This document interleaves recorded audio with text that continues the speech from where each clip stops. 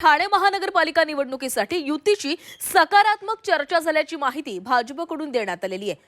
ठाण्यामध्ये शिवसेना आणि भाजपमध्ये 33 पैकी 30 जागांवर एकमत झालेलं असून 3 जागांवर तिढा कायम आहे। पुढील 2 दिवसात उमेदवारी अर्ज भरायला सुरुवात होईल अशी माहिती भाजपचे आमदार आणि ठाणे मनपा भाजप निवडणूक प्रभारी आमदार निरंजन डावखरे यांनी दिली आहे। काल जागा वाटपाबाबत झालेल्या बैठकीमध्ये आमदार निरंजन डावखरे, खासदार नरेश म्हस्के यांच्यासह युतीचे नेते उपस्थित होते।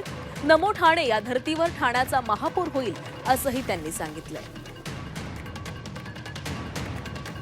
ठाण्यामध्ये आज तिसरी बैठक युतीची भाजप कार्यालयात झालेली आहे।